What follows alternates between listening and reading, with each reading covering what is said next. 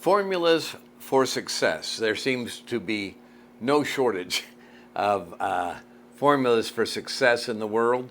There are things that will tell you what to do to have better health, formulas for better health, health formulas. There's financial formulas, things you need to do to have better finances, and pretty much stated in such a way that it's pretty much guaranteed you'll have financial success if you do the right things.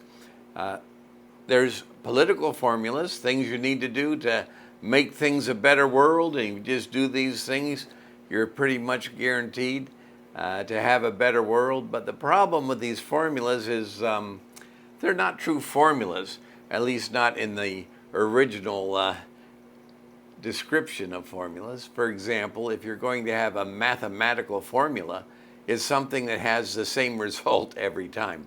A squared plus b squared equals c squared will always give you the right result. It's pretty much guaranteed to be right. And in chemistry, if you have a formula for molecular composition and you take two hydrogen atoms and combine them with one oxygen atom, you're going to get water every single time. And so the original idea of formula was something that guaranteed a result. Now we talk about formulas in this world that don't really guarantee the result, although people talk as though they do. But then what, of course, when they don't work out? Well, it's a disappointment. They don't always work. Now people apply the same type of formulaic thinking, wishful thinking, to religion and spirituality. You may be very familiar with people talking about perhaps a gospel or formula for health, and that if you do these things, you are guaranteed to be healthy.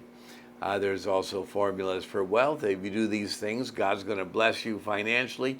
You're going to be wealthy.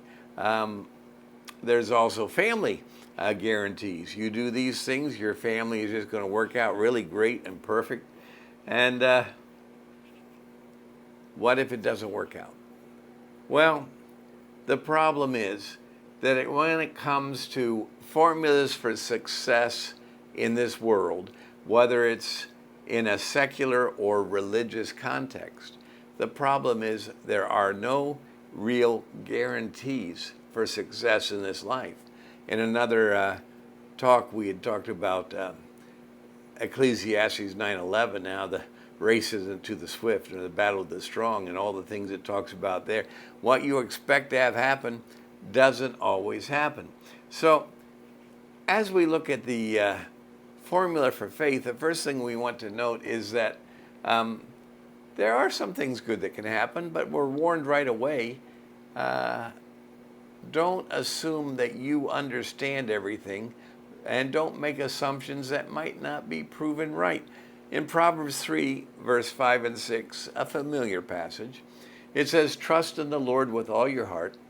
Don't lean on your own understanding. Just acknowledge the Lord, and He'll give you direction." And this shows that right from the start, we're given this little bit of a caution. You think you have things figured out? You probably don't. You have to trust the Lord, because things happen that you're probably not going to understand.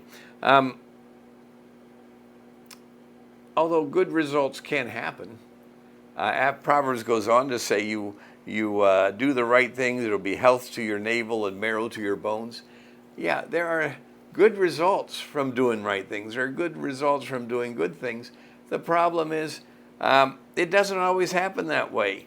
When we go to the book of Habakkuk, he says, even if the fig tree is not going to flower and no fruit on the vines, the produce of the olive tree will fail, and there'll be no yield in the fields. There'll be no sheep in the flock, no cattle in the stalls. He says, "Yet I will rejoice in the Lord.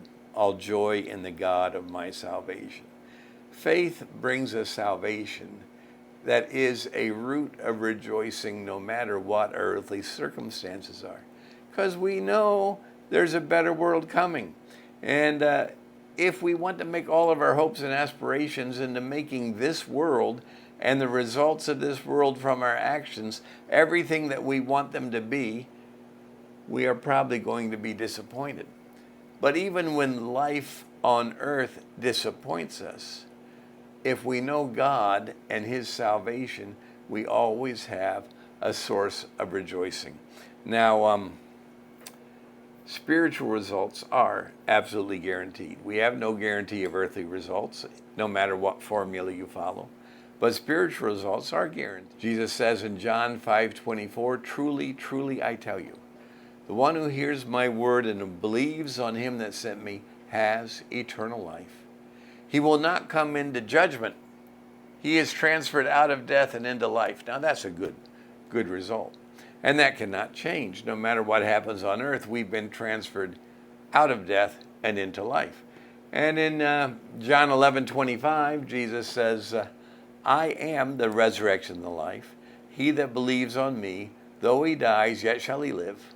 And he that lives and believes in me shall never die." Yeah, physical death might take place, but you have an eternal home.